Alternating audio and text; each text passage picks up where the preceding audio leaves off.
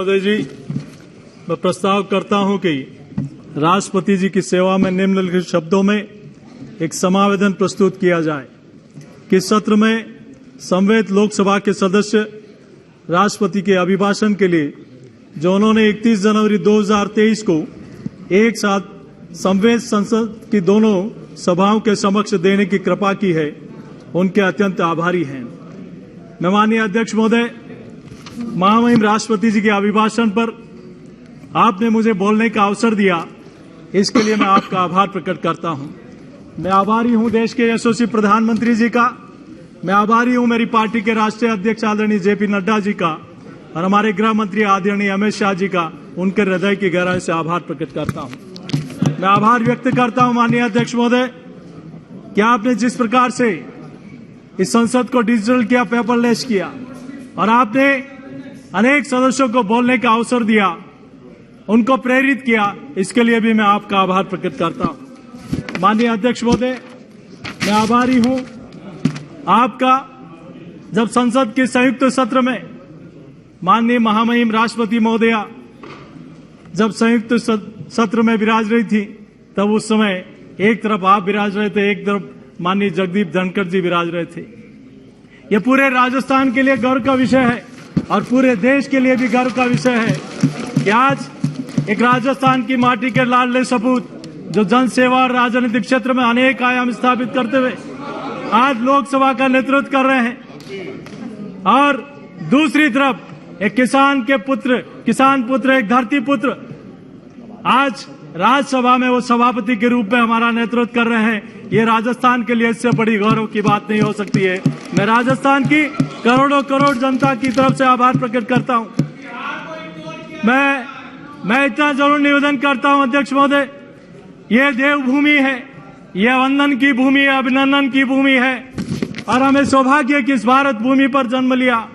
और आप और हम जिस प्रदेश से आते हैं वो मीरा का आंगन है, वो राणा का राणांगन है, वो पद्मावती के जौहर की भूमि है, वो पन्ना के बलिदान की भूमि है, वो भगवान देव नारायण की भूमि है, वो तेजाजी महाराज की भूमि है, वो महाराणा प्रताप की भूमि है, वो बप्पा रावल की भूमि है, वो राणा सांगा की भूमि है, वो संत रैदास की भूमि है, वो मानगर धाम की भूमि है, वो महाराजा सूरजमल की भूमि है, वो पीतल पाथल की भूमि है, वो भगवान परशुराम की तपोस्थली है, तो भगवान श्री कृष्ण की क्रीड़ा स्थली है। उस भूमि की ओर से मैं आपका वंदन करता हूं, अभिनंदन करता हूं। माननीय राष्ट्रपति महोदया ने अपना अभिभाषण किया और किसी भी देश की उन्नति और प्रगति के लिए तीन भावों का होना बहुत आवश्यक है उनके शासक और प्रजा के बीच में। पहला है मातृभूमि, दूसरा है मातृ संस्कृति और मातृभाव। और 2014 से इस देश में मातृभूमि, मातृ संस्कृति और मातृभाव का व्यापक रूप से वृद्धि आप और हम सब लोग देख रहे हैं। आज संयोग से आदरणीय महामहिम महोदया और हमारी वित्त मंत्री महोदय मातृतुल्य भी है तो मातृभाव से पूरी परिपूर्ण भी है। उनका जब संबोधन हम सब लोगों ने सुना और देश के प्रधानमंत्री एक सामान्य नागरिक से प्रधानमंत्री तक अपने आप को शासक नहीं, एक प्रधान सेवक के रूप में मानकर अपने को गर्व की अनुभूति करते हैं, तब यह लगता है कि मातृभूमि से, मातृभाव से है कोई व्यक्ति जो इस भारत माता की सेवा के लिए संलग्न है। किसी ने कहा नरेंद्रनाथ दत्त से नरेंद्र दामोदर दास मोदी तक, नरेंद्र से लेकर नरेंद्र तक कहा था उठो, जागो और तब तक मत रुको जब तक अपने लक्ष्य की प्राप्ति मत कर लो। और दूसरे नरेंद्र निकल पड़े हैं चरैवती के सिद्धांत को आत्मसात करते हुए साहसिक निर्णय के साथ, दृढ़ इच्छा शक्ति के साथ इस भारत माता को परम वैभव पर पहुंचाने के लिए, गरीब को गणेश मानकर काम करने के लिए जब संयुक्त सत्र में हमने देखा है त्रेता युग में माता सबरी प्रभु श्री राम का स्वागत करने के लिए आतुर थी। और आज जब संयुक्त सत्र की हम लोग बात करें तो आदरणीय राष्ट्रपति महोदया जब संसद में प्रवेश कर रही थी तब ऐसा लगा था कि उस समय त्रेता युग में सबरी माता प्रभु श्री राम का स्वागत कर रही थी, तभी ऐसा लग रहा था कि प्रभु श्री राम माता सबरी का स्वागत करने के लिए, अभिनंदन के लिए संसद के द्वार पर खड़े हैं। उनके स्वागत के लिए, उनके अभिनंदन के लिए आज देश के प्रधानमंत्री जी की दूरदर्शिता से, अपने विजन से प्रतिवर्ष वो प्लान बनाकर इस देश को आगे बढ़ाने के लिए, इस देश को विकसित, उन्नति और प्रगति के मार्ग पर ले जाने के लिए काम कर रहे हैं। आज हमारा सौभाग्य है, पूरे देश के करोड़ों लोगों का सौभाग्य है कि आदरणीय प्रधानमंत्री जी के नेतृत्व में, जिसका जिक्र अभिभाषण में आया था, आज सकल घरेलू उत्पाद का जो देश 85% भागीदारी रखते हैं, जो वैश्विक व्यापार में 75% हिस्सेदारी रखते हैं, जो दुनिया की 2/3 आबादी का नेतृत्व करते हैं, ऐसे देशों की G20 देशों की अध्यक्षता करने का गौरव भारत को मिला है। इसके लिए अभिनंदन करते हैं हमारी सरकार का, माननीय प्रधानमंत्री जी का। भारत देश भर में अनेक बैठकें आयोजित करेगा। वैश्विक स्तर पर भारत की छवि को काफी प्रसिद्धि मिली है। G20 का अध्यक्षता का ये लोगो, ये थीम, ये वेबसाइट देश के संदेश और दुनिया की प्राथमिकताओं में भारत की प्राथमिकताओं को प्रतिबिंबित करने का काम करेगा। G20 का हमारा मंत्र वासुदेव कुटुंबकम, one earth, one family, one future, उदार चरिता नाम तू वासुदेव कुटुंबकम। यह मेरा, ये पैराया, ये छोटे विचार के व्यक्ति सोचते हैं, लेकिन उच्च चरित्र के लोग, उच्च विचार के लोग पूरे समस्त परिवार को अपना, देश को अपना, दुनिया को अपना परिवार मानकर चलते हैं। माननीय महामहिम राष्ट्रपति महोदया ने अभिभाषण में अपने वक्तव्य किया, यह आजादी का अमृतकाल चल रहा है। कुछ ही महीनों में हम आजादी के अमृतकाल में प्रवेश, 75वें वर्ष में प्रवेश करेंगे। जिस तरह से पहली बार देश के प्रधानमंत्री जी ने लाल किले की प्राचीर से तिरंगा फहराया था, उसके पश्चात ये तिरंगा आज पूरे विश्व भर में फहराता नजर आ रहा है। इस तिरंगे के खातिर अनेक लोगों ने अपनी प्राणों की आहुतियां दे दी। कई युवाओं ने भारत माता की जय, इंकलाब जिंदाबाद का नारा देकर इस भारत को गुलामी की बेड़ियों से मुक्त कराने के लिए अपने प्राणों की आहुति दे दी। आज स्वर्ग से उनकी आत्मा भी खुश हो रही होगी कि यह तिरंगा आज विश्व भर में लहरा रहा है। हमें खुशी इस बात की भी है कि कश्मीर के लाल चौक से लेकर, देश के प्रमुख चौराहे से लेकर, एयरपोर्ट से लेकर रेलवे स्टेशन, देश के प्रमुख चौराहे पर जब तिरंगा फहराता है तो राष्ट्रवाद की प्रेरणा पूरे देश भर के लोगों को देता है। आज ये तिरंगा पूरे देश में संकट काल का भी पर्याय बन चुका है। जब रूस और यूक्रेन का युद्ध हम लोगों ने देखा, तब मात्र तिरंगे के कारण, इस देश के प्रभावी प्रधानमंत्री के आह्वान के कारण दो दुश्मन राष्ट्रों ने भी बमबारी बंद कर दी और तिरंगे के पीछे हजारों हमारे भाई बहन सुरक्षित हिंदुस्तान लौटकर आ गए। पहले भी देश के प्रधानमंत्री दुनिया में जाते थे, न तो देश को पता लगता था, न दुनिया को पता लगता था। लेकिन आज 56 इंच के सीने वाला प्रधानमंत्री शेर हिंदुस्तान दुनिया के देश में जाते हैं तो वहां भी भारत का तिरंगा फहराता है, भारत माता का जयघोष होता है। तब कहना चाहता हूं, गूंज रहा है दुनिया में भारत का नगाड़ा, चमक रहा है आसमान में सितारा। आज के दिन आओ मिलकर करें दुआ कि बुलंदी पर लहराता रहे तिरंगा हमारा, बुलंदी पर लहराता रहे तिरंगा हमारा। आजादी के अमृत काल में हजारों वर्षों के गौरवशाली अतीत का गर्व जुड़ा है। भारतीय स्वतंत्रता संग्राम की प्रेरणाएं जुड़ी है, भारत के स्वर्णिम भविष्य के संकल्प जुड़े हैं। देश आज विश्व गुरु बनने की राह पर है, तो सौभाग्य हमें प्रदान किया है देश के यशस्वी प्रधानमंत्री आदरणीय नरेंद्र मोदी जी ने। आपने कई बातें कही, कई प्रकार के जुमले भी आप लोग बोलते हैं, लेकिन फिर भी मौन रहकर जो कर्म करता है होकर मौन, तू बता उससे जीत सकता है कौन।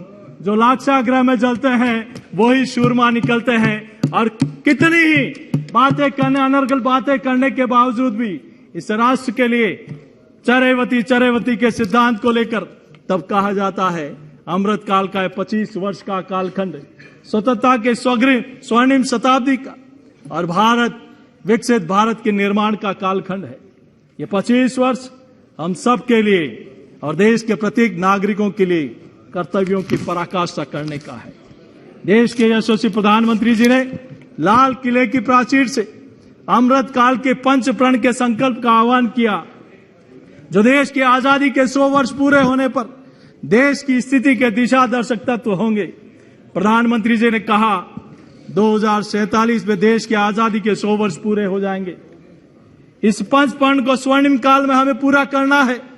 एक ऐसा संकल्प, विकसित भारत का संकल्प, गुलामी से मुक्ति का संकल्प, विरासत पर गर्व करने का संकल्प, एकता और एकजुटता का संकल्प, नागरिकों की कर्तव्यता का संकल्प। माननीय राष्ट्रपति महोदया ने अपने अभिभाषण में भविष्य के भारत की कामना की है। आने वाले समय का भारत कैसा होगा? एक ऐसा भारत जो आत्मनिर्भर हो, अपने मानवीय दायित्वों को पूरा करने वाला भारत हो। एक ऐसा भारत जिसमें गरीबी ना हो, जिसका मध्यम वर्ग भी वैभव से युक्त हो। एक ऐसा भारत जिसकी युवा शक्ति, नारी शक्ति, समाज और राष्ट्र को दिशा देने वाला भारत हो, जिसमें युवा सबसे 2 कदम आगे चलने वाले हो। एक ऐसा भारत जिसकी विविधता और अधिक उज्जवल हो, जिसकी एकता और अधिक अटल हो। माननीय अध्यक्ष महोदय जी, 2047 तक के लिए देश के भविष्य और आने वाली पीढ़ियों को हितों को ध्यान में रखकर मेरी सरकार ने बेहतर काम करने का काम शुरू किया। हमने माननीय अध्यक्ष जी, 2014 में जब हमारी देश में सरकार बनी तो पूरे देश के लोगों ने देखा है भ्रष्टाचार और आतंकवाद का बोलबाला था। भ्रष्टाचार और आतंकवाद का बोलबाला था। तब दुनिया के देश के लोगों में एक आशा भरी नजरों से देख रहा था।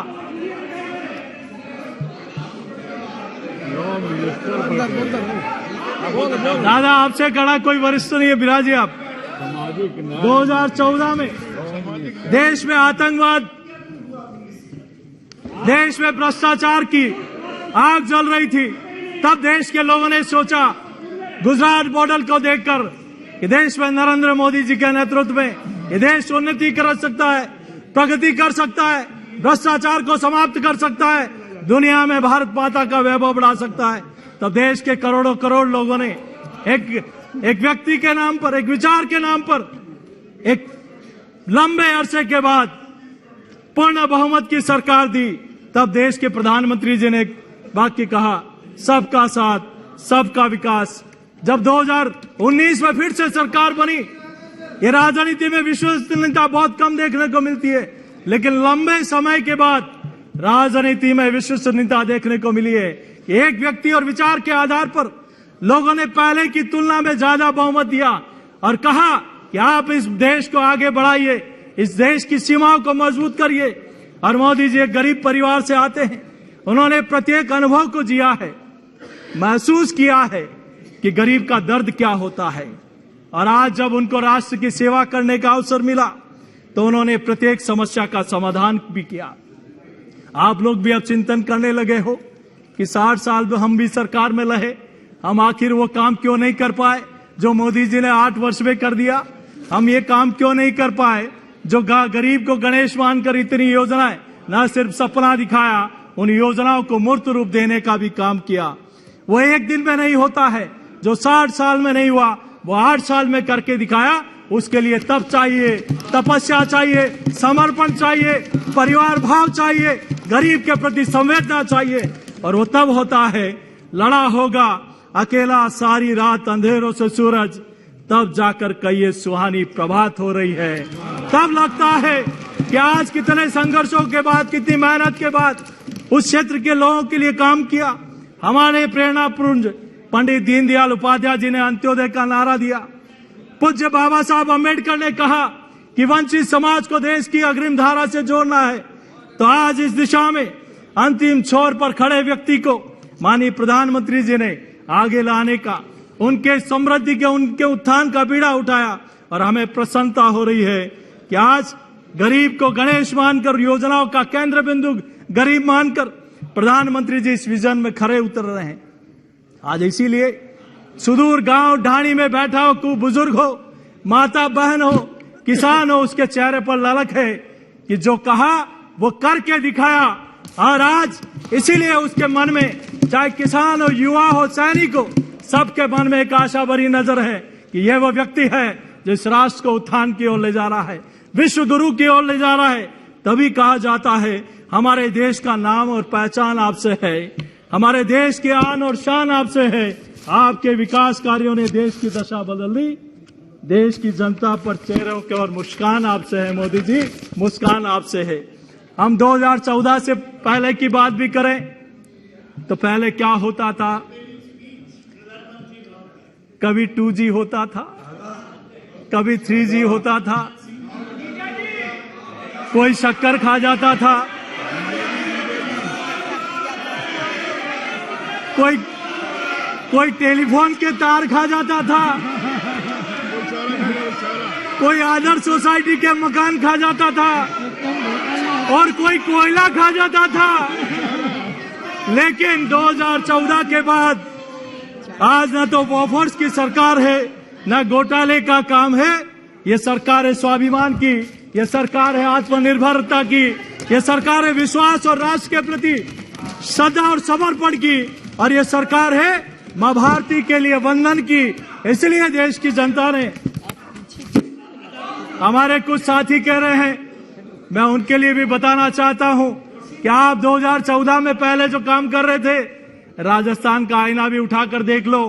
आज भ्रष्टाचार में नंबर 1 है, आज व्यभिचार में नंबर 1 है, महिला और बच्चों पर दुराचार में नंबर 1 है, पेपर लीक में नंबर 1 है, बेरोजगारी में नंबर 1 है, और आज बिजली महंगी बिजली में नंबर 1 है, बढ़ी हुई पेट्रोल और डीजल की दरों में नंबर 1 है। और इतना ही नहीं, रीट की परीक्षाओं में रीट पेपर हुए लीक में नंबर 1 है। आज अपनी तरफ भी देखना चाहिए, और आप ये भी देखना चाहिए कि पहले इस सदन में एक पूर्व प्रधानमंत्री जी ने कहा कि दिल्ली से मैं 1 रुपया भेजता हूं, गांव में 15 पैसा पहुंचता है। लेकिन आपको चिंता करने की जरूरत है और शर्म भी आनी चाहिए। आज देश का प्रधानमंत्री दिल्ली से 1 रुपया भेजता है, 1 का 1 रुपया गांव तक पहुंचता है, उस किसान तक पहुंचा है, उस नरेगा के मजदूर तक पहुंचता है। बीच में 1 रुपए का भी टाका नहीं लगा सकते। आज हम किसानों की बात करते हैं, मैं भी एक किसान का बेटा हूं। आजादी से लगकर अब तक आपने सिर्फ नारा दिया है कि मेरी सरकार किसान के साथ, कांग्रेस की सरकार गरीब के साथ। हम इंदिरा जी आएगी, नई सवेरा लाएगी, राजीव जी आएंगे, गरीबी मिटाएंगे, लेकिन गरीबी नहीं मिटी। गरीबी को मिटाने का, गरीब को उत्थान का काम किया है तो देश के प्रधानमंत्री नरेंद्र मोदी जी ने। आज 60 सालों में, इतने सालों में गरीब अपने आप को ठगा सा महसूस कर रहा था, छलावा होता रहा, उसके साथ अन्याय होता रहा, उसको कभी उसकी भावनाओं के साथ खिलवाड़ होता रहा। लेकिन पहली बार देश में एक ऐसे प्रधानमंत्री आए हैं जिन्होंने किसान का दर्द को समझा है। अरे आप किसान के दर्द को क्या समझेंगे, जो 2018 के चुनाव में राजस्थान और मध्य प्रदेश और छत्तीसगढ़ में जाकर कहा था कि मेरी सरकार आएगी, 1, 2, 10 तक गिनती गिरी कि संपूर्ण किसानों का कर्जा माफ कर देंगे। आज वो किसान आत्महत्या के लिए मजबूर है, उसने कर्जा जमा नहीं कराया, आज पत्र लिखकर आत्महत्या कर रहा है। हजारों किसानों के घर के बाहर नोटिस लगे कि तुम्हारी जमीन नीलाम होने वाली है, उसके जिम्मेदार कोई है तो आप लोग जिम्मेदार हैं। आज किसान अपनी संतान की तरह अपनी फसल की रक्षा करता है, उसको चिंता होती है कि मेरी फसल का क्या होगा, उसको चिंता होती है उस किसान को उसकी फसल के भाव की, उसके फसल को मंडी तक ले जाने की, उसके उचित बेचान करने की, उसको जंगली जानवरों से सुरक्षित रहने की, उसको चिंता होती है उसकी बाढ़ की, वो कैसे अपनी फसल की रात दिन मेहनत करता है, और धरती माता को सीना फाड़ कर वो इस मिट्टी में से सोना उगाने की ताकत कोई रखता है तो मेरा किसान रखता है। और आपने 60 सालों तक किसान के साथ छलावा किया है, उसके साथ न्याय नहीं किया, लेकिन मेरी सरकार ने आखिर क्यों नहीं कर पाए आप? प्रधानमंत्री किसान क्रेडिट योजना आप क्यों नहीं ला पाए इतने साल तक? आपने फसल बीमा योजना, आपने फैक्ट्री के लिए उसको लोन के लिए तो चिंता की, लेकिन किसान क्रेडिट कार्ड की आपने चिंता नहीं की। आज किसी बड़ी फैक्ट्री का तो लोन होना चाहिए, जल जाएगी तो मुआवजा मिल जाए, लेकिन फसल की बीमा होना चाहिए, यह पहली बार हमारी सरकार ने सोचा। देश में फसल बीमा योजना लेकर आए और उसमें बहुत बड़ा अमेंडमेंट करके किसान के हित में भारत सरकार राशि देगी। लेकिन दुर्भाग्य है, जहां जहां आप लोगों की सरकारें हैं वहां योजना प्रधानमंत्री फसल बीमा योजना, और आप प्रधानमंत्री जी का फोटो भी नहीं लगाते हो। प्रधानमंत्री जी को फोटो की जरूरत नहीं, किसान के दिल में बसा हुआ है तो देश का प्रधानमंत्री नरेंद्र मोदी जी बसे हुए हैं। आपने फसल खराबे की बात की, जब पिछले कार्यकाल में इसी संसद में पूरे देश में ओलावृष्टि हुई, अतिवृष्टि हुई, किसान की फसल बर्बाद हो गई, तब पूरे देश के और राजस्थान के सांसद माननीय प्रधानमंत्री जी से मिलने गए कि किसान की फसल बर्बाद हो गई, एनडीआरएफ से कुछ मदद करिए, राष्ट्रीय राहत आपदा कोष से। उन्होंने कहा अधिकारियों को बोले नियम बना हुआ है संसद में कि 50% से ऊपर का खराब होगा तो ही मेरी सरकार कोई मदद कर पाएगी। तब प्रधानमंत्री जी के एक वाक्य ने किसानों का दिल जीत लिया। बोले संसद में 1 या 10 कानून भी किसान के लिए बदलने पड़ेंगे तो मेरी सरकार बदल देगी, और पहली बार 50% खराबे की जगह 33% किया गया और किसानों के लिए सरकार के खजाने खोल दिए गए। आज हमें खुशी होती है, आप कहते हो कि 6,000 से क्या होता है, लेकिन आप 1 रुपया तो भेज कर देखते, आप भेज कर तो देखते। मैं शारदा पे नहीं बोलूंगा अभी, लेकिन यह जरूर है, लेकिन देश के प्रधानमंत्री जी ने कभी चुनाव में वादा नहीं किया कि मेरी सरकार बनेगी तो मैं किसान को 6,000 रुपया डालूंगा, उसके खाते में दूंगा। आपको कल्पना नहीं होगी, आप तो बड़ी बड़ी गाड़ियों में आते हो, लेकिन आज किसान को खाद और बीज लाने के लिए जब वो साहूकार के पास जाता है, ब्याज से लेकर आता है, तब वो कैसे अपना गुजारा बसर करता है, उसकी चिंता को आप नहीं समझ सकते, क्योंकि आपने चांदी के चम्मच में पानी पिया है। लेकिन किसान का दर्द समझता है नरेंद्र मोदी जी, जिन्होंने कहा मेरी सरकार साल के 6,000 रुपए देगी। आपने 2.25 लाख करोड़ रुपए की मदद दी गई, और खास बात यह है कि हमारी मातृशक्ति, हमारी माताएं बहनें जो खेत में काम करती है, 3 करोड़ हमारी लाभार्थी महिलाएं हैं, 54,000 करोड़ महिला हमारी मातृशक्ति के सीधे खाते में गए। मैं कहना चाहता हूं, हमारी सरकार ने आज जिस प्रकार से योग दिवस के लिए माननीय प्रधानमंत्री जी के आह्वान को दुनिया ने माना, वैसे ही हमारा मोटा अनाज जो 60 के दशक में हमारी थाली से गायब हो गया था, हमारी थाली में गेहूं और चावल आ गया था, आज इस मिलेट ईयर माननीय प्रधानमंत्री जी के आह्वान पर 70 देशों ने इसका समर्थन किया। श्रेयान योजना इस 2023 में आप भली आलोचना करो, लेकिन आप भी अगर इसका टेस्ट करोगे तो आपका शुगर, जो बीपी शुगर बढ़ जाता है, वो कंट्रोल में रहेगा। इसका लाभ लें। योजनाओं का लाभ तो अब चोरी छुपे करते लेते ही हैं, टीका भी चोरी छुपे लगाते हैं, तो इसका भी, मोटे अनाज का भी लाभ लें। आपका सेहत ठीक रहेगा तो देश, क्योंकि प्रधानमंत्री जी दुनिया के लिए सोचते हैं, पूरे देश को अपना परिवार मान के चलते हैं, तो आप भी स्वस्थ रहेंगे तो देश स्वस्थ रहेगा। सॉइल हेल्थ कार्ड योजना किस प्रकार से माननीय प्रधानमंत्री जी ने कि मेरी भारत माता के सीने में हमारा किस प्रकार से खाद के माध्यम से उसकी स्वच्छता के लिए ध्यान रखा जाए। 23 करोड़ किसानों ने मिट्टी का परीक्षण किया। 6,000 करोड़ प्रतिवर्ष 11 करोड़ किसानों के लिए पीएम किसान सम्मान निधि योजना के माध्यम से मिला। 38 करोड़ किसानों को प्रधानमंत्री फसल बीमा योजना के माध्यम से लाभ मिला। 1260 मंडियों की स्थापना, ई मंडी की स्थापना हुई है। एमएसपी मिनिमम सपोर्ट प्राइस आत्मनिर्भर अन्नदाता को बनाने के लिए, लेकिन आपकी सरकार ने बाजरा के लिए एक पत्र लिखना था खाली भारत सरकार को। आज राजस्थान का किसान औने पाने दामों में उसको बाजरा बेचना पड़ रहा है। आज सब्सिडी का 2 लाख करोड़ रुपया किसान के पास जाता है। नीम कोटेड यूरिया। आज हम बात करें बिजली की, राजस्थान में आप लोगों ने वादा किया था कि महंगी बिजली नहीं देंगे, 24 घंटा 8 घंटा बिजली देंगे, लेकिन आज राजस्थान का किसान कड़कड़ाती ठंड में खेती कर रहा है, आने वाला चुनाव भी ठंड में है, आपको ठंड लगाने वाला है राजस्थान का किसान, आप चिंता करने की आवश्यकता नहीं है। हम भारत जोड़ो की बात करें, आज प्रधानमंत्री जी ने कहा कि हम डायरेक्ट बेनिफिट योजना के माध्यम से जन आधार मोबाइल से फर्जी लाभार्थियों को हटाने का काम किया। जो वास्तव में पात्र है उस व्यक्ति को लाभ मिले, उस योजना का लाभ मिलना चाहिए। इसके लिए 300 से ज्यादा योजनाओं का सीधा पैसा लाभार्थियों के बैंक में गया। 27 लाख करोड़ से ज्यादा की रकम, आपको भी आश्चर्य होता होगा कितने जीरो लगते हैं, इतने सीधे व्यक्ति के लाभार्थियों के खातों में गई है। हम जीएसटी की बात करें, हम एक देश वन नेशन वन टैक्स, कुछ लोग कहते हैं, पहले भी आपके समय इस प्रकार की बात आई थी लेकिन आप हिम्मत नहीं कर पाए। आप जमीन से आपका एक कदम आगे नहीं बढ़ पाया, लेकिन देश के लिए साहसिक निर्णय लेने का काम भी कोई साहसिक व्यक्ति कर सकता है। वन नेशन वन टैक्स, आज देश के व्यापारी भी खुश हैं और तो इस देश की अर्थव्यवस्था में अपना महत्वपूर्ण अपनी भूमिका भी अदा कर रहे हैं। माननीय प्रधानमंत्री जी ने इस देश को आध्यात्मिक रूप से जोड़ा, डिजिटल रूप से जोड़ा, इस देश को रेलों से जोड़ा, इस देश को हाईवे से जोड़ा, इस रेल को हवाई मार्ग से जोड़ा, ऑप्टिकल फाइबर से जोड़ा, आर्थिक रूप से जोड़ा, किसानों की उपज को मंडी से जोड़ा, शिल्पियों के उत्पाद को वैश्विक बाजारों से जोड़ा, कला से जोड़ा, देश के हौसलों से जोड़ा, सेना को इरादों से जोड़ा और विश्व में भारत के विश्वास को जोड़ा। इसलिए लोग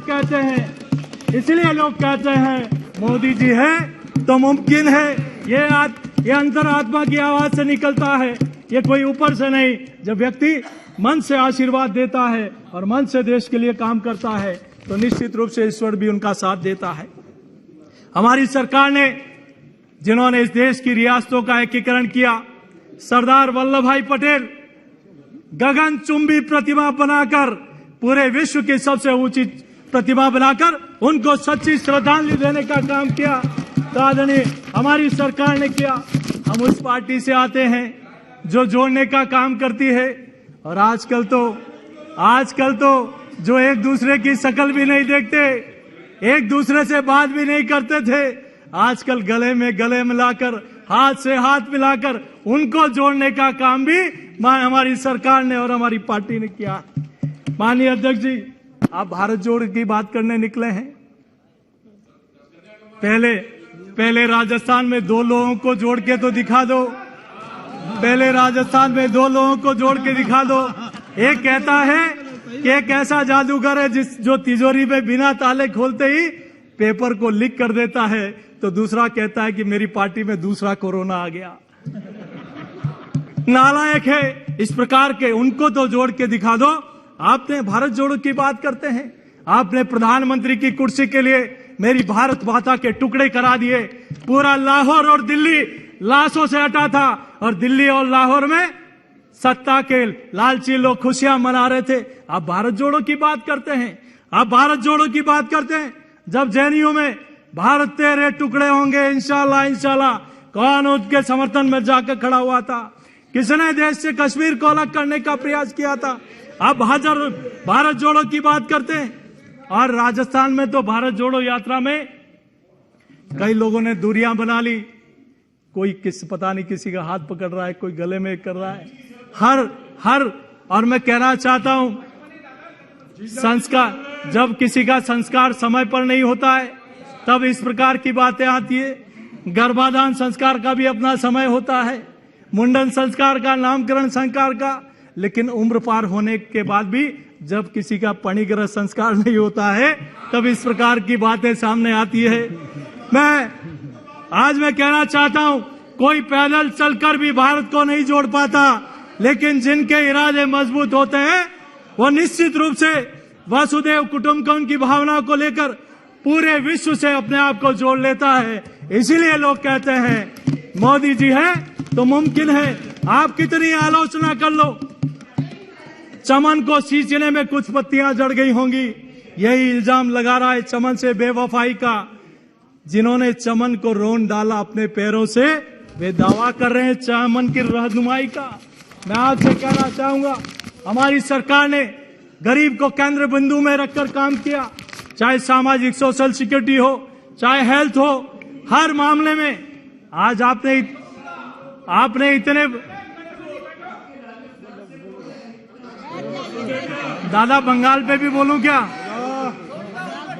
आपने इतने वर्षों तक गरीब के बारे में नहीं सोचा कि कोई भी गरीब, उसके परिवार का सदस्य किसी अस्पताल में जाता है तो कैसे उसका इलाज होगा। गरीब की जमीन बिक जाती है, महिला के जेवर बिक जाते हैं, तब भी किसी का इलाज नहीं हो पाता। आज देश में पहले प्रधानमंत्री आए हैं जो देश के 50 करोड़ लोगों के बारे में सोचा, आयुष्मान भारत योजना लेकर आए। क्या ये आपके स्वास्थ्य की चिंता मैं करता हूं, और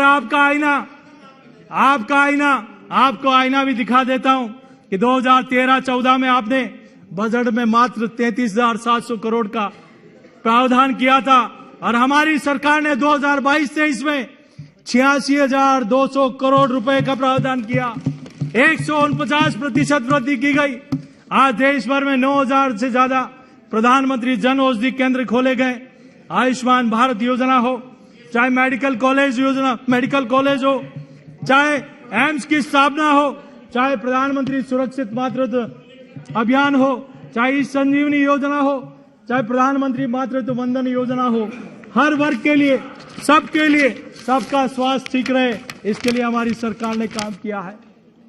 आज हम पेयजल की बात करें, इतने वर्षों तक उन गांव ढाणियों में सुदूर माताओं बहनों को अपने सर पर कई किलोमीटर पानी लेकर आना पड़ता है। इतने वर्षों तक फ्लोराइड युक्त पानी पीने को मजबूर थे। आज माननीय प्रधानमंत्री जी ने 2019 में एक अलग से मंत्रालय बनाया और राजस्थान की माटी के सपूत हमारे गजेंद्र सिंह जी को इसका मंत्री बनाया।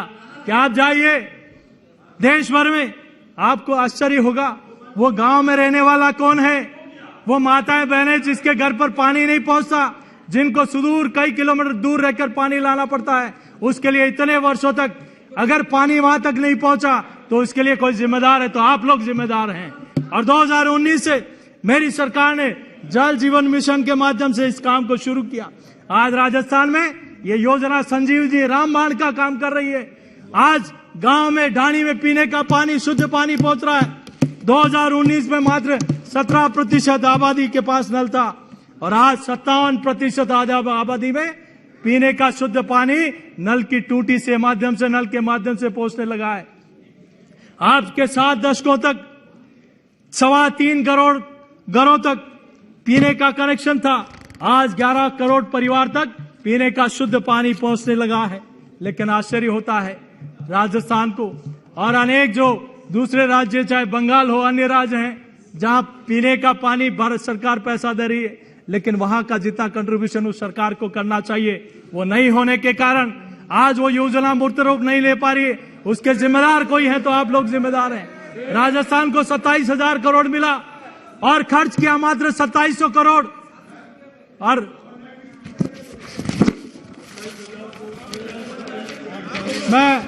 हम आधारभूत सुविधाओं की, अरे आपको दर्द होना स्वाभाविक है क्योंकि आपने कुछ नहीं किया। हम आधारभूत सुविधाओं की बात करें तो बीते वर्षों में सरकार ने 3.5 करोड़ से अधिक गरीब परिवारों तक मकान बनाए आपने। और आपको उस गरीब से कोई चिंता नहीं है कि उसका मकान पक्का बने, उसके घर में पीने का शुद्ध पानी पहुंचे, उसको उज्ज्वला गैस का कनेक्शन मिले, उसको बिजली का कनेक्शन मिले। खाली मैं एक उदाहरण देना चाहता हूं। मेरे कॉन्स्टिट्यूंसी में एक सुदूर जनजाति क्षेत्र में एक फिजिकल वेरिफिकेशन के लिए, भौतिक सत्यापन के लिए एक टीम आती है। वो सुदूर 5 मकान बने हुए, प्रधानमंत्री आवास योजना का लोगो देखकर वो टीम उसका फिजिकल वेरिफिकेशन करने जाती है। वहां जाकर देखते हैं तो प्रधानमंत्री आवास में पक्का मकान बना है, और अंदर जाके देखते हैं तो भगवान की तस्वीर के साथ देश के प्रधानमंत्री का फोटो भी लगाते हैं। वो उनको अपने परिवार का सदस्य मानते हैं। किस व्यक्ति ने हमारा जीवन बदल दिया, हमारी आने वाली पीढ़ी का मन बदल दिया, उनको आत्मविश्वास से परिपूर्ण कर दिया। और इतना ही नहीं, जो टीम वहां जाती है, ये सच्चा एग्जाम्पल मैं आपको दे रहा हूं कि एक कालखंड में कितनी योजनाओं का लाभ एक परिवार को मिल सकता है। प्रधानमंत्री आवास योजना का लाभ मिला उस टीम को, उस परिवार ने कहा आप आए हैं तो चाय पीकर जाएं। बोले यहां दूर जंगल में कहां से दूध लाओगे? बोले मुद्रा योजना में मैंने लोन लिया है, मैं बकरी पालन कर रहा हूं, अभी दूध निकाल के लाता हूं और आपको चाय पिलाता हूं। उन्होंने कहा बकरी कहां बंधी है? बोले नरेगा योजना में कैटल शेड योजना है, उस योजना में कैटल शेड के नीचे मेरी बकरी बंधी है। वो आता है, बोले घर में चूल्हा दिखाई नहीं दे रहा, आप कैसे चाय बनाओगे? तो उन्होंने कहा मोदी जी ने मुझे उज्ज्वला योजना में मुफ्त में गैस का कनेक्शन दिया है। अब जब चाय पीते पीते जब शाम हो गई तो उन्होंने बिजली का बटन दबाया। बोले इधर दूर यहां बिजली का कनेक्शन कैसे आया? मोदी जी ने पंडित दीनदयाल उपाध्याय ग्राम ज्योति योजना में 28 खंभे लगाकर मात्र 5 परिवारों तक के लिए बिजली का कनेक्शन भेजने का काम किया। तब लगता है जब कोने में वो देखने गए, एक बुजुर्ग माता सो रही थी। बोले क्या हुआ माता जी? बोले ऑपरेशन करा के हार्ट का ऑपरेशन कराया आई हूं। बोले कहां से? एक बड़े अस्पताल से हॉस्पिटल ऑपरेशन कराया और 4.5 लाख रुपए लगे, मेरी पॉकेट का 1 पैसा भी नहीं लगा। माननीय प्रधानमंत्री जी को इसके लिए धन्यवाद देता हूं। एक कालखंड के अंदर एक परिवार को कितनी योजनाएं मिल सकती है, आपको इसके लिए चिंतन और मनन करने की आवश्यकता है। हम रेलवे स्टेशन हो, बस स्टेशन हो, कोई भी मोहल्ला हो, आज आपके हर रेवेन्यू विलेज में शौचालय बन रहा है, हर घर में शौचालय बना।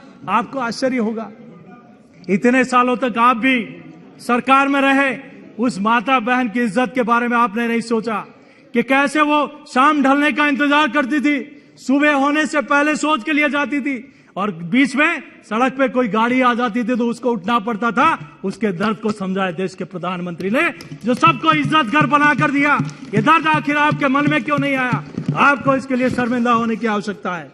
मैं आज प्रधानमंत्री आवास में 2 करोड़ 82 लाख घरों को बनाया और शहरी क्षेत्र में 1 करोड़ 22 लाख घरों का निर्माण हो रहा है।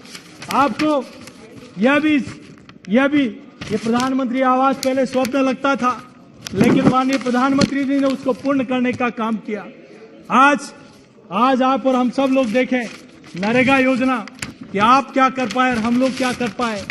आपने 2013 में मात्र 33,000 करोड़ का बजट दिया था, हमारी बजट ने बढ़ाकर 121% बजट की बढ़ोतरी की।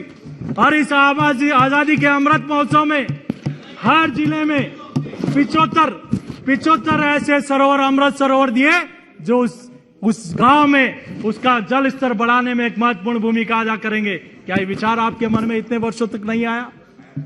कोऑपरेटिव सेक्टर में आपके थोड़ी देर बाद आया। कोऑपरेटिव सेक्टर में माननीय मोदी जी ने अनेक ऐसे सहकार से समृद्धि की ओर इस देश को ले जाने के लिए, जो ऐसा क्षेत्र था जो करोड़ों लोगों से जुड़ा हुआ था लेकिन वो अछूता रह गया। माननीय प्रधानमंत्री जी ने multi state 2027 society, multi state organic society, multi state export society ऐसे मील का पत्थर साबित होंगे। आने वाले समय में किस प्रकार से हम लोग नवीन मंत्रालय का गठन करके अनेक समितियों के माध्यम से नीचे तक सरकार को पहुंचाने का काम करेंगे। इसीलिए देश के लोग कहते हैं कि मोदी जी है तो मुमकिन है और अमित शाह जी है तो यकीन है। इसीलिए नहीं कहा जाता, वो इसलिए कहा जाता है कि उन्होंने काम को धरातल पर उतारने का काम किया। आपने इतने वर्षों तक आप पड़ोसी देशों में देखिए, वहां बंदूकों के साए में अनाज पड़ा है, आटा पड़ा है, लेकिन एक ऐसा प्रधानमंत्री जब देश पे संकट आया तो 80 करोड़ परिवार के लोगों को कहा कि मैं आपका बेटा बनकर किसी को भूखा नहीं सोने दूंगा। क्या इस देश में हम लोगों ने देखा है आज 3.5 लाख करोड़ रुपए खर्च करके पीएम गरीब कल्याण अन्न योजना इस देश को दी है और एक ऐसी टेक्नोलॉजी से दी है कि कोई उसमें टाका नहीं लगा सकता। आप और हम सब लोगों ने देखा है डिजास्टर मैनेजमेंट में 100 सालों की सबसे बड़ी ये निर्णय कब होता है? जब मजबूत सरकार होती है, साहसिक सरकार होती है, स्थायी सरकार होती है, तभी देश की जनता ने एक स्थायित्व के लिए देश में प्रधानमंत्री जी को चुना। आज पूरी दुनिया में जब कोविड संकट आया, कोविड पैंडेमिक में पूरी दुनिया जब संकट में थी, तो देश के प्रधानमंत्री जी ने देश की जनता को कभी किसी को तकलीफ ने नहीं दिया। और माननीय प्रधानमंत्री जी के आह्वान पर मैं अपनी पार्टी के प्रधानमंत्री जी और राष्ट्रीय अध्यक्ष जी का भी आभार प्रकट करता हूं। जब इस कोविड में सब लोग घरों में बैठे थे, तब मेरी पार्टी के लोग, कोई राशन बांट रहा था, कोई भोजन किट बांट रहा था, कोई सैनिटाइजर बांट रहा था, कोई काढ़ा बनाकर बांट रहा था, और इवन किसी को अगर डेथ हो गई, लोगों ने इस बॉडी को हाथ नहीं लगाया तो उसका अंतिम संस्कार करने का काम भी पार्टी के लोग कर रहे थे। शमशान में लकड़ी पहुंचाने का काम भी हमारी पार्टी के लोग कर रहे थे। इतने वर्षों से हमारी चाहे वेंटिलेटर हो, पीपी किट हो, देश में उस समय जब संकट आया तो नहीं था, लेकिन प्रधानमंत्री जी ने कहा कि हमें सब लोगों को घरों में रहना है। आप भी कहिए, कौन मानता है, लेकिन जो व्यक्ति देश हित में काम करता है उसको ईश्वर भी आशीर्वाद देता है और जनता भी उनके साथ खड़ी रहती है। तब लोग के देश के लोगों ने घरों में दिए जलाए और ताली और थाली भी बजाई, मोमबत्ती भी जलाई। लेकिन आप देखिए विकसित राष्ट्रों में कैसे हालात थे, लाशों को उठा नहीं पाए कई महीनों तक। उस संकट में देश के प्रधानमंत्री की सूझबूझ को दुनिया ने भी माना और हमारी सरकार ने जहां दवाइयां नहीं थी वहां दवाइयां भी भेजी, जहां वैक्सीनेशन टीके नहीं भेजे वहां टीके भी भेजे। तब विकसित राष्ट्रों ने भी कहा कि मोदी जी हमारे लिए हनुमान है, तो किसी ने कहा मोदी जी महान है। ये आपने नहीं, दुनिया के लोगों ने कहा। आप और हम सब लोग देखें, हमारी अर्थव्यवस्था की बात करें, कई लोग कई प्रकार के निर्णय, कई प्रकार के अपने अपने तरीका से सर्वे करते हैं, अंदाज लगाते हैं कि हमारी एवरेज रेट निकालते हैं। लेकिन आप देखिए कि कोई 100 की स्पीड से गाड़ी चल रही है और कोविड आने के बाद उस गाड़ी में रिवर्स लग जाता है।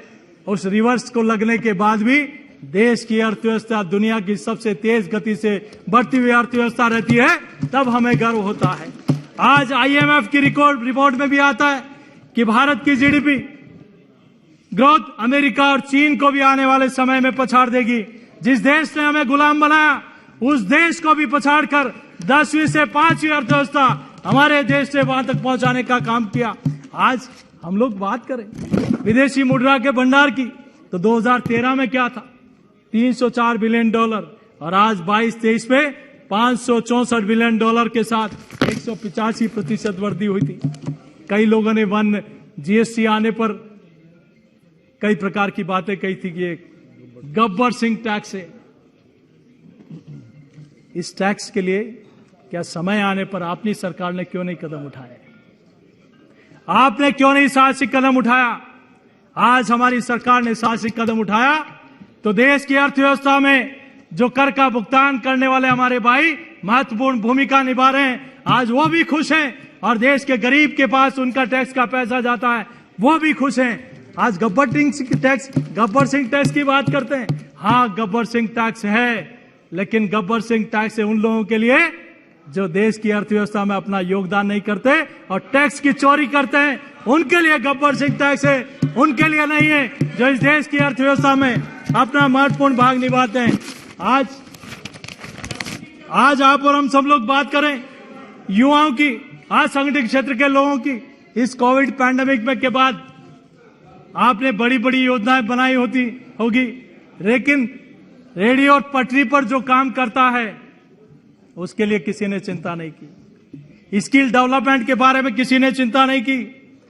आपने स्ट्रीट वेंडर्स के बारे में चिंता नहीं की। उन गरीब लोगों के बारे में चिंता नहीं की जो आज रोजगार के लिए अपने आप को उपेक्षित महसूस कर रहे थे।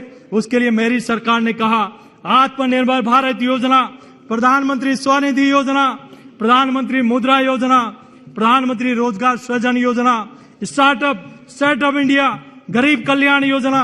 आज आप लोगों को होना चाहिए। आपने युवाओं के साथ क्या किया? आपने युवाओं के साथ क्या किया? जब 2000 में अध्यक्ष जी मैं जिला परिषद का मेंबर था, जब इनकी सरकार थी राजस्थान में, इन्होंने क्या, आपकी सोच युवाओं के लिए क्या है? राजीव गांधी पाठशाला में मैं ही ऐसे घूमते हुए चला गया। एक हमारे उस समय राजीव गांधी पाठशाला में उन्होंने नियुक्तियां दी हुई थी, वो पढ़ा रहा था। ये हिमालय है, यहां से गंगा नदी निकलती है और बंगाल की खाड़ी में जाकर गिरती है। मैंने कहा अरब सागर में जाकर गिरती है। मैंने कहा भैया ये क्या पढ़ा रहे हो बच्चों को, देश का भविष्य है। वो कहे भाई साहब यहाँ की सरकार 1500 रुपए खैनी को रगड़ते हुए बोल रहा था कि यहाँ की सरकार 1500 रुपए में देती है, तो 1500 रुपए में तो मैं अरब सागर में ही पहुंचा सकता हूं, बंगाल की खाड़ी में नहीं पहुंचा सकता। नरेगा से भी कम मजदूरी आपने वहां के युवाओं को दी। आज वहां के युवा की हालत क्या है? 70 लाख युवा अपने उनका भविष्य अंधकार में आपने डाला है। वहां की रीट की परीक्षा 16 परीक्षाओं में से 10 बार पेपर निरस्त करने पड़े। आज अपनी मां अपने बेटे को पढ़ाती है, लिखाती है कि मेरा बेटा मेरा बुढ़ापे की लाठी बनेगा, मेरा सहारा बनेगा। वो अपने जेवर बेचकर उस बच्चे को पढ़ाती है। पिता अपनी जमीन बेचकर गिरवे रखकर उस बेटे को पढ़ाता है कि 2 साल पढ़ने के बाद 3 साल पढ़ने के बाद परीक्षा देगा, अधिकारी बनेगा, मेरे बुढ़ापे के सहारा बनेगा। लेकिन होता क्या है कि जिस खजाने की चाबी, तिजोरी की चाबी सरकार के पास रहती है, वही सरकार पेपर लीक करने में शामिल होती है और राजस्थान के 70 लाख युवाओं का भविष्य अंधकार में डालने का काम करती है। आपकी सोच युवाओं के प्रति यह है। और हम लोग ये कह सकते हैं कि आज अनुसूचित जाति हो, जनजाति वर्ग हो, पिछड़े हो, हर वर्ग के लिए मेरी सरकार ने जो काम किया वो 9 वर्ष में एक मील का पत्थर है। हमने देखा, हमने 10 वर्ष अनुसूचित जाति और जनजाति के लिए हमारी सरकार ने आरक्षण बढ़ाने का काम किया, तो ओबीसी के लिए पहली बार संवैधानिक दर्जा देने का काम किया, तो नरेंद्र मोदी जी की सरकार ने काम किया। आपने कहा कि आलकलकर की रिपोर्ट को इधर फुटबॉल की तरह इधर से उधर फैलाते रहते थे, लेकिन कोई निर्णय नहीं किया। लेकिन कोई साहसिक निर्णय ही व्यक्ति ही निर्णय कर सकता है, वो निर्णय किया हमारी सरकार ने और हमारे देश के प्रधानमंत्री नरेंद्र मोदी जी ने। पहली बार बिरसा मुंडा जी की जयंती, भगवान बिरसा मुंडा की जयंती एक जनजाति गौरव रूप दिवस के रूप में बनाया। पहली बार राजस्थान में मानगढ़ धाम, जिसको दूसरा जलियांवाला बाग कहते हैं, हमारे आदिवासी भाइयों ने अंग्रेजों से मुकाबला किया, पीठ नहीं दिखाई, सीने पे गोलियां खाई। उस मानगढ़ धाम पे हजारों उन स्वतंत्रता सेनानियों को श्रद्धांजलि देने का काम किया, तो हमारे प्रधानमंत्री स्वयं वहां आए। और ये पहली बार कोई प्रधानमंत्री उस धरती पर आया और उन्होंने उस स्वतंत्रता सेनानियों को श्रद्धांजलि दी। आपने नवोदय विद्यालय और केंद्रीय विद्यालय तो देखें, लेकिन उस जनजाति क्षेत्र में कैसे वो बच्चा पढ़ लिख कर इस देश की मुख्य धारा से जुड़ेगा। 400 एकलव्य मॉडल खुले, करोड़ों रुपए की लागत के बने। और इसके लिए मैं देश के यशस्वी प्रधानमंत्री जी का धन्यवाद देता हूं कि आज एकलव्य मॉडल स्कूल के माध्यम से वहां का युवा उसमें पढ़ाई करने जा रहा है, अपने भविष्य को सुरक्षित कर रहा है और देश के प्रधानमंत्री नरेंद्र मोदी जी को भी धन्यवाद दे रहा है। बंधन विकास केंद्र आजीविका का एक बहुत बड़ा साधन बना है, चाहे बंबू की खेती हो। अनेक ऐसे हमारे जनजाति क्षेत्र में हमारे युवा साथी, हमारी मातृशक्ति इस योजना के माध्यम से जुड़कर अपने भविष्य को सुरक्षित करने का काम कर रहे हैं। न सिर्फ उनको रोजगार मिला है, बल्कि अपने साथ कई लोगों को रोजगार देने का भी काम इस योजना के माध्यम से किया है। बंजारा गोमती जादू के लिए वेलफेयर डेवलपमेंट बोर्ड बनाने का काम हमारी सरकार ने किया। और इसके साथ ही जो हमारे आर्थिक रूप से पिछड़े लोग हैं, उनको भी कहा कि आपके भी जो गरीब आर्थिक रूप से पिछड़े लोग हैं, उनको भी 10% आरक्षण देने का काम किया है, तो हमारी सरकार ने काम किया है। यत्र नारीस्तु पूजन्ते रमन्ते तत्र देवता, जहां नारी की पूजा होती है, सम्मान होता है, वहां देवताओं का भी वास होता है। और मेरी सरकार ने नारी शक्ति के लिए, बच्चों के लिए अनेक ऐसी योजनाएं इस राष्ट्र को समर्पित की है, जो देश वर्षों से उसका इंतजार कर रहा था। भारत की नारी पृथ्वी पर किसी की तुलना में ना तो हीन है ना दीन है। हमने देखा है कि हरियाणा की धरती पर बेटी बचाओ बेटी बढ़ाओ एक ऐसा अभियान शुरू किया और देश की जनता ने भी उसको पूरा समर्थन दिया। आज हम लोग देखें तो बेटियों पुरुषों की तुलना में हमारी माता बहनों की संख्या, बच्चों की संख्या अधिक हुई है। ना सिर्फ उनके लिए, जबकि स्वास्थ्य के लिए भी अनेक ऐसी योजनाएं बनाई, चाहे प्रधानमंत्री सुरक्षा मातृत्व अभियान हो, चाहे प्रधानमंत्री मातृत्व वंदन योजना हो।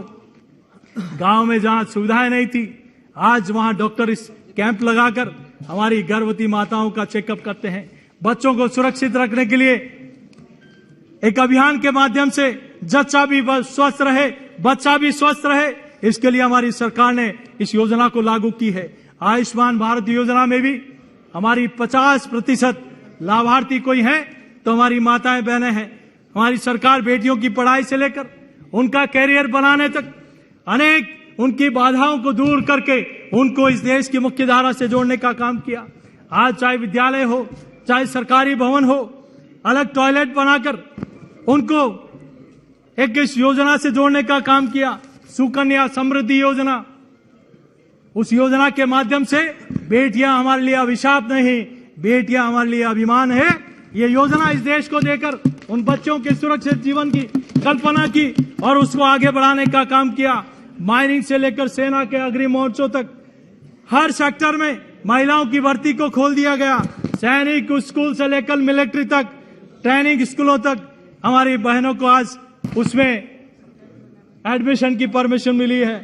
आज मातृत्व अवकाश में 12 सप्ताह को बढ़ाकर 26 सप्ताह किया गया। और इसमें भी आज मुद्रा योजना की बात करें तो छोटे छोटे व्यवसाय हमारी माता बहनों ने शुरू किए हैं। 70% लाभार्थी आज उद्यमी महिला हमारी माताएं बहनें हैं। आज पीएम आवास में अगर किसी महिला के नाम पर रजिस्ट्री होती है तो उसका भी गर्व होता है कि आज इस मकान के हक में आज मेरे नाम पर रजिस्ट्री, इसका मालिकाना हक मेरे पास है। आज जनधन योजना में हम बैंकिंग सुविधाओं में देखें तो पुरुषों की बराबरी आज हमारी नारी शक्ति के पास है। आज स्वयं सहायता समूह के माध्यम से, राजीविका योजना के माध्यम से 80 लाख से ज्यादा, 9 करोड़ से ज्यादा महिलाएं जुड़ी है। जब ये बजट आया था अभी, तब मेरे क्षेत्र से एक मातृशक्ति का फोन आया। उन्होंने कहा कि मेरे परिवार में जब मेरे पति की मृत्यु हो गई थी, परिवार में कोई साथ देने वाला नहीं था, पड़ोसी ना परिवार के, मेरे 3 बच्चे हैं, उनको क्या खिलाऊंगी क्या पिलाऊंगी। तब मैंने एक मजदूरी करके, वहां कमलाबाई नाम की एक माता है, उन्होंने कहा मैंने CLF का गठन किया और पापड़ बनाने का काम शुरू किया। SVEP के माध्यम से मुझे राजीविका में 25,000 का लोन मिला। मेरा काम धीरे धीरे आगे बढ़ने लगा। तब मैंने PMFME के माध्यम से 40,000 का लोन और मुझे प्रधानमंत्री जी की इस योजना से मिला। तब मैंने पैकिंग और ब्रांडिंग के लिए उस काम को शुरू किया। और आज अगर प्रधानमंत्री जी की योजना नहीं होती तो मैं भी और मेरे बच्चे भी दर दर की ठोकरें खा रहे होते। इस बजट के बाद उस महिला का, कमलाबाई का फोन आया और देवनान पापड़ के नाम से वो योजना चला रही है। उन्होंने कहा प्रधानमंत्री जी को धन्यवाद देना कि हमारे जैसी अनेक माताओं बहनों को संबल देने का काम अगर किसी ने किया है तो देश के यशस्वी प्रधानमंत्री जी ने किया है। हम बात करें, ये हमारी संस्कृति और सनातन संस्कृति का देश है, गौरवशाली परंपराओं का देश है और हमें हमारी विरासतों को जड़ों से जोड़ता है। हमारे विकास आसमान को छूने का हौसला देता है। हमारी सरकार ने इस काम को आगे बढ़ाया। हम लोग हमेशा नारे लगाते थे, सौगंध राम की खाते हैं, मंदिर वही बनाएंगे। हम लोग नारे लगाते थे, राम ललाम आएंगे, मंदिर वही बनाएंगे। तब आप लोग कहते थे कि ये बीजेपी वाले तारीख नहीं बताएंगे। माननीय सुप्रीम कोर्ट और माननीय प्रधानमंत्री जी का जब कहा जाता है, जिसके अटल इरादे होते हैं वह ईश्वर भी साथ देता है। आज अयोध्या में देश का नहीं, दुनिया का सबसे बड़ा सांस्कृतिक और आध्यात्मिक केंद्र बन रहा है। और आपने क्या किया? आपने सुप्रीम कोर्ट में हलफनामा दिया कि राम काल्पनिक है। राम ने कभी जन्म नहीं लिया। और आप ही थे जो बाबा साहब के लिखे हुए संविधान में से प्रभु श्री राम का, लक्ष्मण जी का और सीता मैया का पेश हटाने का पाप भी आपने किया। आपने श्री कृष्ण और गांडीवधारी अर्जुन का भी उस संविधान में अंकित पेज को हटाने का पाप भी आपने किया। और आपने इस संकट मोचक हनुमान जी का प्रश्न भी हटाने का काम किया। आज मैं कहना चाहता हूं, आपने ये भी कहा और तब कहता हूं, शुभ शुभ कामों में हमेशा सहयोग देना चाहिए। मोदी जी की सरकार में लूट सके तो लूट लो, राम नाम की लूट है, अंतकाल पच जाएगा, जब पच जाएगा छूट तब याद आएगा राम। आजकल लोगों को सिया राम याद आ रहा है, आजकल लोगों को सिया राम आ रहा है। मेरी सरकार अयोध्या में रामलला का मंदिर बना रही है, तो राजस्थान में राम दरबार को सीकर में बुलडोजर से तोड़ते हैं, तब हमें तकलीफ होती है। मेरी सरकार महालोक का निर्माण करती है, तब राजस्थान में शिव मंदिरों को ड्रिल मशीन से तोड़ा जाता है, तब हमें दर्द होता है। आप तुष्टीकरण की बात करते हो, राजस्थान में नवरात्रि पर लोग भूखे पेट रहते हैं, उसकी चिंता नहीं। लेकिन राजस्थान में एक ऐसी सरकार है जो कहती है रोजे के दिनों में 24 घंटे बिजली मिलनी चाहिए, उनको नवरात्रा की चिंता नहीं रहती है, तब हमें तकलीफ होती है। आपने वहां कई ऐसे संगठन हैं, हम राव रेवाड़ी निकालते हैं, बाबा रामदेवरा जाते हैं, हम जलजूलनी 11 पे जुलूस निकालते हैं, तब कहते हो प्रतिबंध है। और कोटा में पीएफआई जैसे आतंकवादी संगठन को आप परमिशन देते हो और वहां भारत के खिलाफ नारे लगते हैं, तब वो आपको ठीक लगता है। आपको मैं धन्यवाद देना चाहता हूं मेरी सरकार का। 2013 से पहले हमारी कई ऐसी विरासत, हमारी ऐसी सनातन संस्कृति के ऐसे कई अंश जो चोरी हो गए, दुनिया में चले गए। 2013 से पहले मात्र 13 मूर्तियां विदेश से वापस हिंदुस्तान में आई, लेकिन मेरी सरकार ने 2014 से अब तक 297 ऐसी विरासतों को हिंदुस्तान में लेकर आए, चाहे अन्नपूर्णा देवी हो, चाहे नटराज की मूर्ति हो, ऐसी फिर से हिंदुस्तान में आपने ऐसा भी काम किया है। आज रानी पद्मावती, जिन्होंने अपने सतीत्व की रक्षा के लिए अलाउद्दीन खिलजी को कभी चेहरा नहीं दिखाया, जलते हुए अंगारों में अपने 16,000 रानियों के साथ अपने आप को स्वाह कर लिया, लेकिन आपने वहां ऐसा चिल्ले लगाया, पत्थर लगाया, उसको भी मेरी सरकार ने हटाने का काम किया। माननीय प्रधानमंत्री जी, आज से पहले आपको सुनना पड़ेगा। आज से पहले हमारे देश के कोई प्रधानमंत्री दुनिया में जाते थे तब ताजमहल भेंट करते थे, ताजमहल। लेकिन आज हमारे गर्व होता है कि हमारा प्रधानमंत्री दुनिया के किसी देश में जाते हैं तो हमारी सनातन संस्कृति को श्रीमद् भागवत गीता भेंट करते हैं, तब हमें गर्व होता है कि हमारी सनातन संस्कृति पूरी दुनिया में पहुंच रही है। आज बाबा साहब अम्बेडकर के, आपने बाबा साहब को कभी आगे नहीं आने दिया, उनको संसद में नहीं पहुंचे, इसके लिए रोड़े अटकाने का काम किया। आपने वहां तक रोड़े अटकाने का काम किया। आज देश बदल रहा है, गुलामी के सबूतों को, उनके अंश को हटाने का काम कर रहा है। आज राजपथ का नाम कर्तव्य पथ पड़ा है, तो इसके लिए देश के प्रधानमंत्री जी का धन्यवाद अर्पित करते हैं, हम आभार प्रकट करते हैं। क्या अमृत उद्यान किया गया, आपको तकलीफ होना स्वाभाविक है। मैं आपको धन्यवाद अर्पित करना चाहता हूँ। आपको स्वाभाविक है। राजा जी प्लीज, मैं रिकॉर्ड को चेक करूंगा, के क्षेत्र में भी मैं रिकॉर्ड को चेक करूंगा। I check record, please sit down. हर दिन में 2 कॉलेज की स्थापना हो रही है, हर सप्ताह में एक यूनिवर्सिटी बन रही है।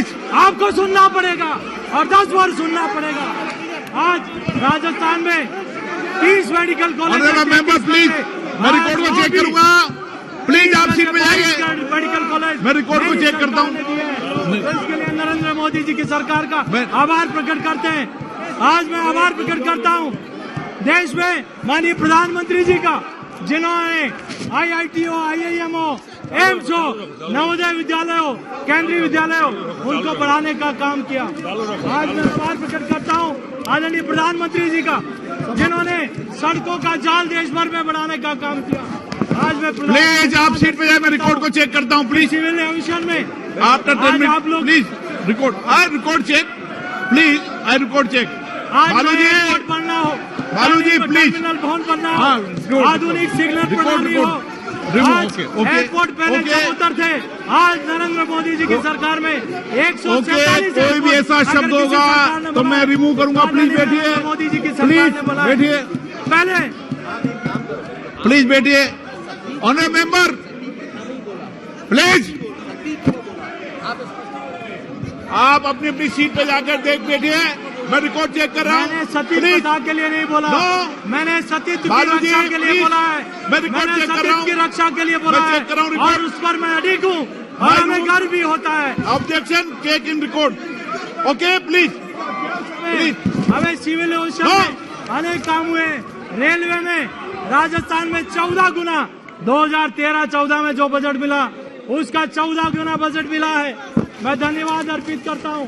आप सुन लीजिए। और रिकॉर्ड। माननीय अध्यक्ष महोदय, मेरी सरकार सभा की कार्रवाई 1:30 तक के लिए स्थगित की जाती है।